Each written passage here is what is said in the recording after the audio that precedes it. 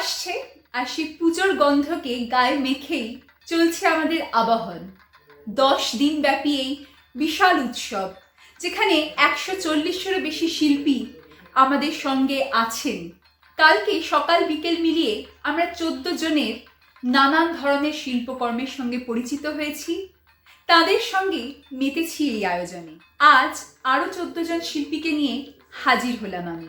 প্রথমেই আমরা ডেকে নিচ্ছি আমাদের একান্ত খুব কাছের মানুষ রিনি ঘোষকে। অসাধারণ নৃত্যশিল্পী রিনি। তবে আজ রিনি আবাহনের এই আসরে নাচ নিয়ে নয়, এসেছে আবৃত্তি নিয়ে।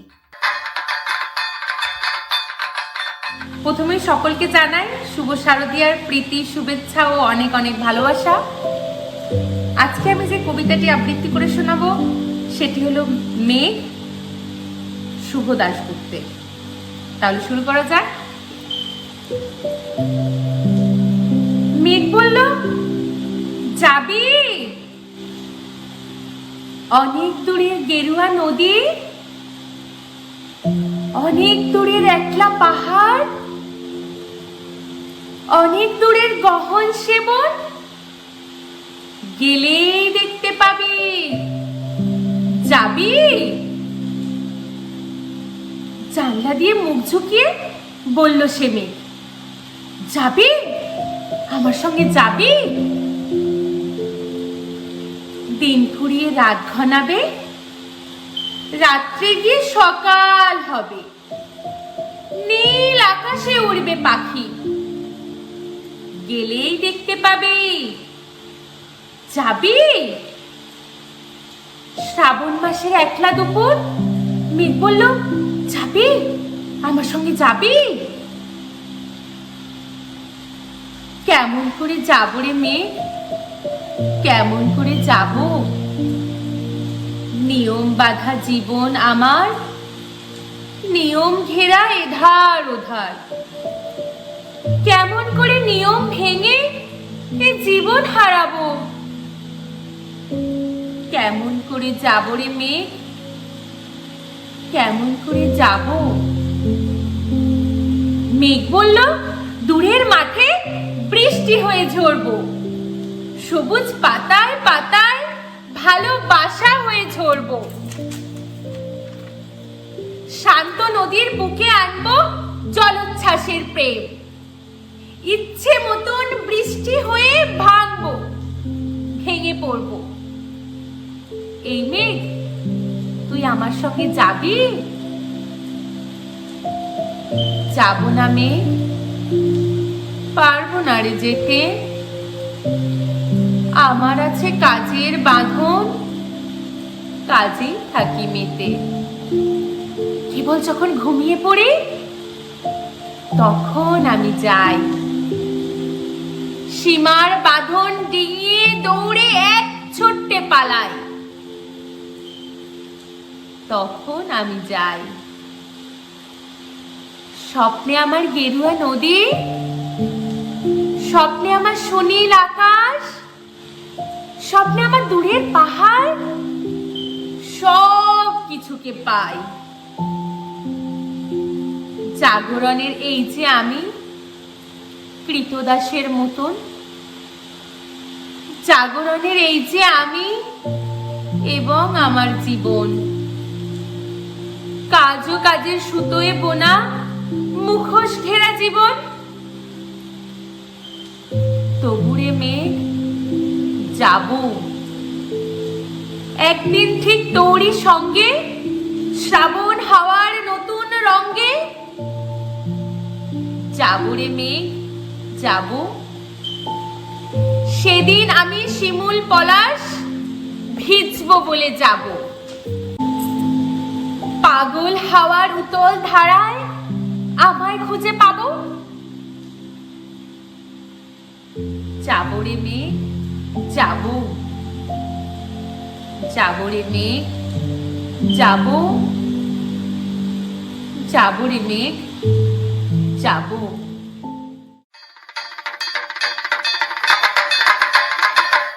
অসংখ্য ধন্যবাদ রিনি, আমাদের এই অনুষ্ঠানটাকে এত সুন্দর করে শুরু করার জন্য। ঋণীর পর চলে যাব আমরা সিডনিরই আরেক প্রখ্যাত কবির কাছে। তিনি সিডনিতে থাকলেও তার কবিতা কিন্তু শুধু কোনো দেশের সীমানার মধ্যে আটকে ছিল না কোনোদিনই।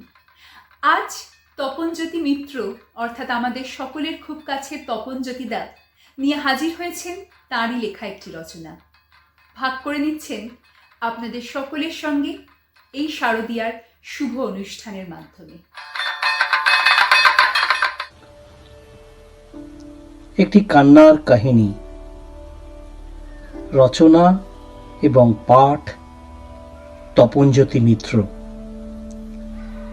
মা দুর্গার চোখ থেকে অশ্রু ঝরে পড়ল। মা কাঁদলেন। প্রতিবার যখন তিনি আসেন তখন ভাবেন আর তাকে অসুর নিধন করতে হবে না, বরং সেই সময় তিনি নিজেকে নিয়োজিত করবেন তার প্রিয় সন্তান সন্ততিদের বুদ্ধি, জ্ঞান, অন্তরের সৌন্দর্য উপলব্ধি করার জন্যে, আরও এক উন্নত সমাজ সৃষ্টির প্রেরণা দেবার জন্যে। কিন্তু প্রতিবারই নতুন নতুন অসুর নেমে পড়ে সমাজকে ধ্বংস করার কাজে। তারা নষ্ট করে দিতে চায় এই সুন্দর পৃথিবীকে।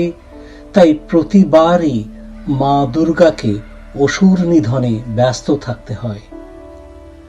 মা দুর্গার খুব অভিমান হলো। ভাবলেন আর তিনি এই মর্তধামে আসবেন না। মনে বড় গ্লানি নিয়ে, চোখে অশ্রু নিয়ে দুর্গা মা পূজা শেষের শূন্য মণ্ডপ ছেড়ে চলে যাচ্ছেন। ঠিক তখনই তাঁর চোখে পড়ল একটি থামের আড়ালে একটি দীন মানুষ মাটিতে মাথা আর শরীর মিলিয়ে অঝরে কাঁদছে। মা দুর্গা মানুষ চক্ষে দেখলেন সেই মানুষটির ছোট শিশুটি অনাহারে মারা গেছে, স্ত্রী মারা গেছে বিনা চিকিৎসায়, মেয়েটি কোথায় গেছে হারিয়ে কেউ জানে না, আর তার কাজের জায়গা গেছে বন্ধ হয়ে। তবুও সেই লোকটি করুণভাবে মাটিতে পড়ে ডাকছে, আবার আসিস মা। মা দুর্গার চোখ আবার জলে ভরে এলো, তবে অন্য ধরনের কান্নায়। মা সেই মানুষটির মাথায় হাত রাখলেন আর বললেন, তোদের জন্যেই আমি বারবার আসবো রে। কখন সেই নিঃস্ব সন্তান আর দেবী মার কান্না একসাথে মিলে যাচ্ছিল।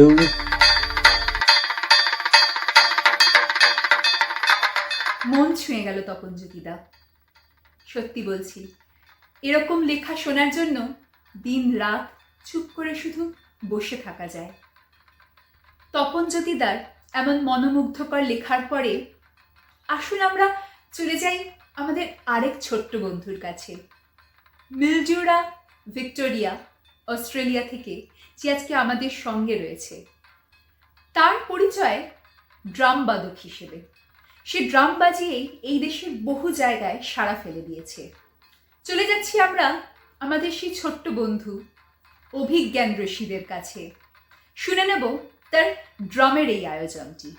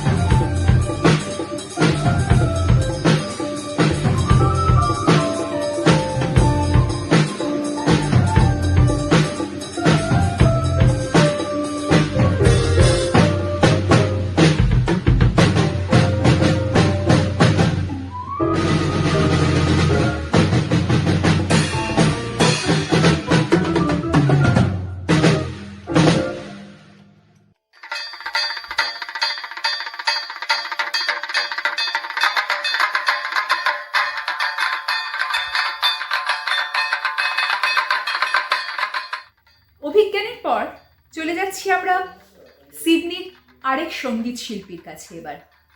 ইলোরা খান। অসাধারণ গান দিদির গলায় জাদু আছে বললেও বোধহয় কম বলা হবে। ইতিমধ্যেই পেন্সিল অস্ট্রেলিয়া থেকে শুরু করে বিভিন্ন গ্রুপে তার গান আমরা শুনেছি এবং তার গান যথেষ্ট সমাদৃত। আজকে ইলোরাদি আমাদের জন্য কি গানের ডালি সাজিয়ে এনেছেন তা জানতে হলে সোজাসুজি চলে যেতে হবে তারই কাছে।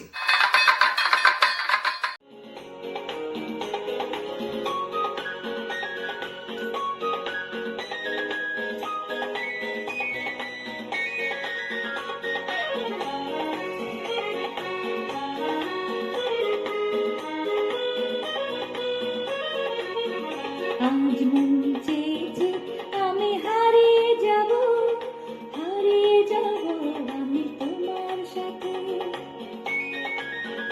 আজ মন চেয়েছে আমি হারিয়ে যাব আমি তোমার সাথে। সেই অঙ্গীকারে রাখি পরিয়ে দিতে কিছু সময় রেখো তোমার হাতে। আজ মন চেয়েছে আমি হারিয়ে যাব আমি তোমার সাথে।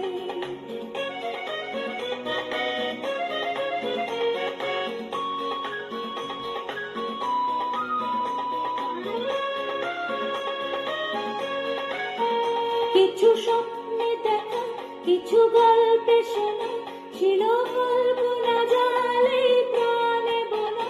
কিছু স্বপ্নে দেখা, কিছু গল্পে শোনা, ছিল কল্পনা জালে প্রাণে বোনা।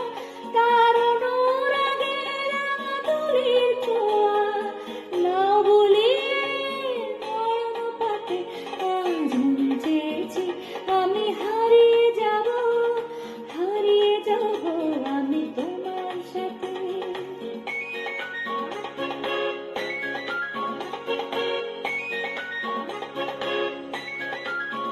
তুমি ভাসাও আমায় এই চলার স্রোতে, চির সাথী রইব পথে। তুমি ভাসাও আমায় এই চলার স্রোতে, চির সাথী রইব পথে। তাই যা দেখি আজ সবই ভালো লাগে, এই নতুন গানের সুরে ছন্দ রাগে। তাই যা দেখি আজ সবই ভালো লাগে, এই নতুন গানের সুরে ছন্দ রাগে। কেন দিনের আলোর মতো সহজ হয়ে এলে আমার গহন রাতে। আজ মন চেয়েছে আমি হারিয়ে যাব আমি তোমার সাথে। আজ মন চেয়েছে আমি হারিয়ে যাব আমি তোমার সাথে। সেই অঙ্গীকারে রাখি পরিয়ে দিতে কিছু সময় রেখো তোমার হাতে। আজ মন চেয়েছে আমি হারিয়ে যাব আমি তোমার সাথে।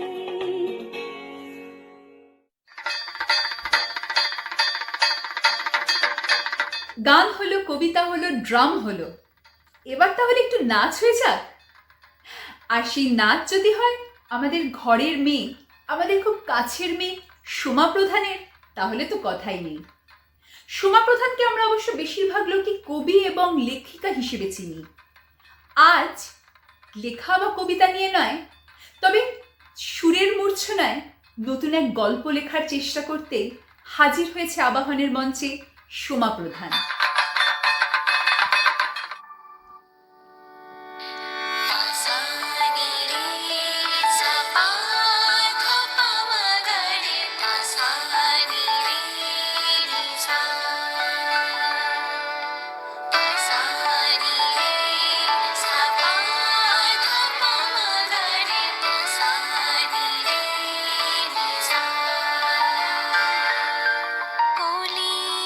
কথা শুন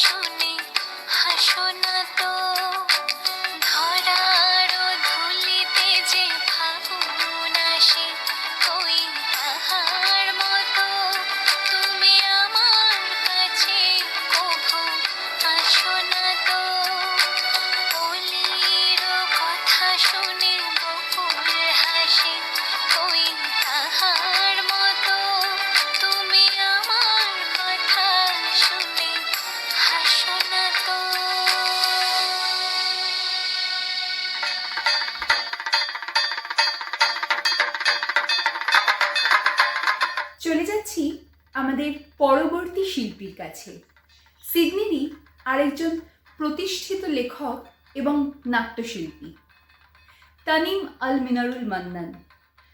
তানিম ভাইয়ের লেখার মধ্যে যেমন হাস্যরস থাকে, তেমনি সেই লেখার অন্তরে বা ভেতরে এমন কিছু একটা থাকে যা সরাসরি গিয়ে ধাক্কা দেয় পাঠকের মনে।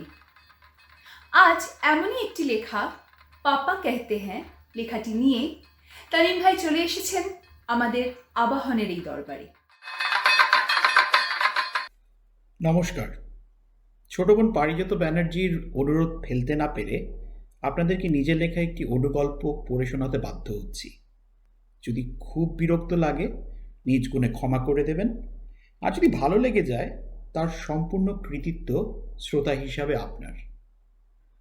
গল্পের নাম আমির খানের বাবা। চলুন পড়ে শোনাই।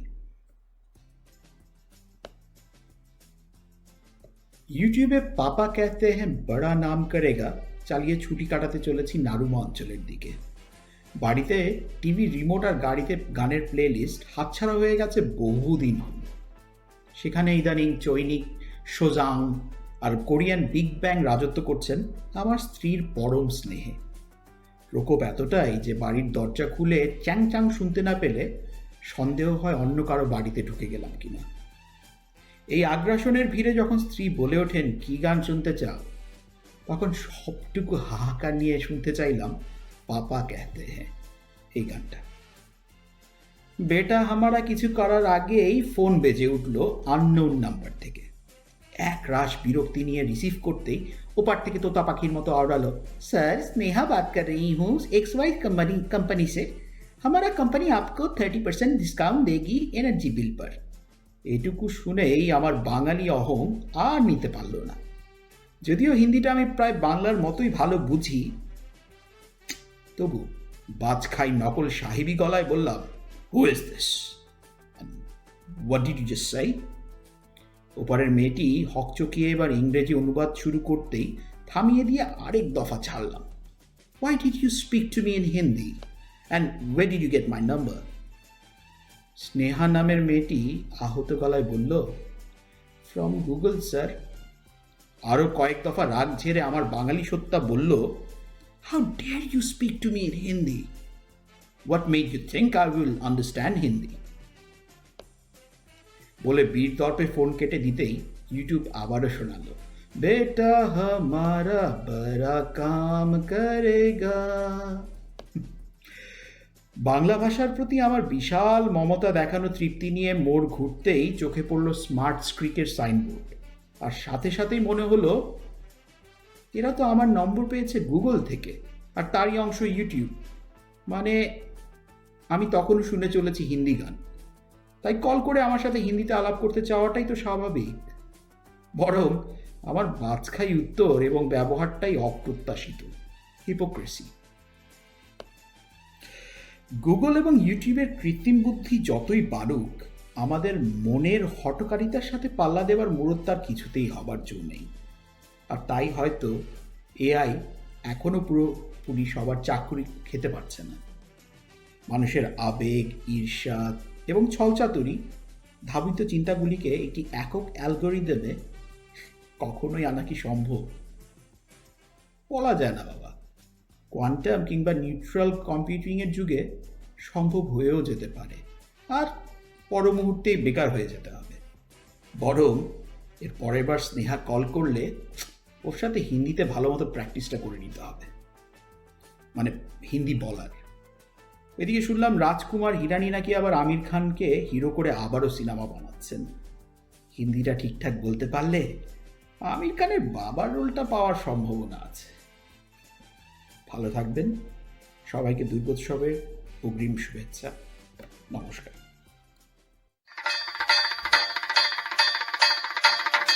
দেখতে দেখতে চলে এলাম আমরা অনুষ্ঠানের একদম শেষ প্রহরে। তবে যাওয়ার আগে রেখে গেলাম আমাদের খুব কাছের প্রিয় মিষ্টি বন্ধু ঐশানী ঘোষের একটি নাচ। আপনারা কি আশীর্বাদ করবেন ও যেন অনেক বড় হয় আর নিজের পছন্দ মতো নিজস্ব ভাবনায় চিন্তায় উদ্ভাসিত হতে পারে চিরতরে। চলে আসবো আজকে বিকেলেই আবার আমাদের আবাহনের চতুর্থ পর্ব নিয়ে। সঙ্গে থাকতে কিন্তু ভুলবেন না। ততক্ষণের জন্য নমস্কার।